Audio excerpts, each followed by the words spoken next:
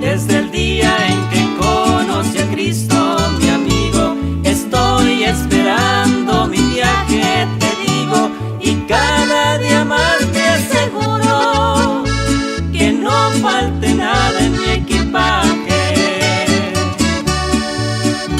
Mientras que a este mundo le espera un castigo, yo estoy esperando a mi Cristo, mi amigo, y hoy con amor yo te invito, si quieres, a acompañarme en este viaje.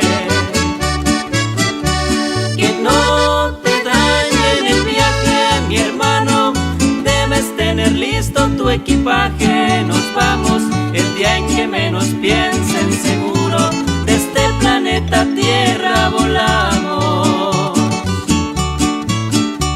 Que no te dañe en el viaje, cuidado, que no falte nada en tu equipaje, mi hermano, que al encuentro con Cristo en las nubes, en cuerpos transformados volamos.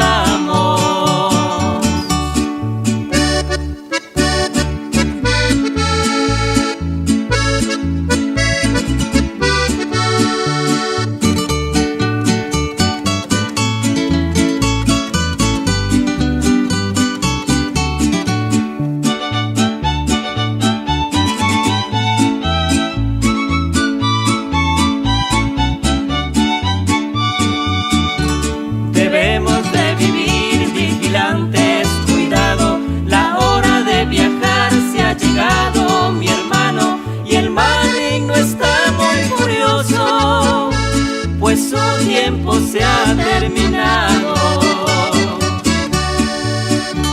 Él quiere estorbar tu camino con dardos, con flechas, también con saetas, mi hermano, y a muchos que se descuidaron les rebrujó la maleta. Que no te dañe en el viaje, mi hermano, debes tener listo tu equipaje. Nos vamos el día en que menos piensen, seguro, de este planeta Tierra volamos.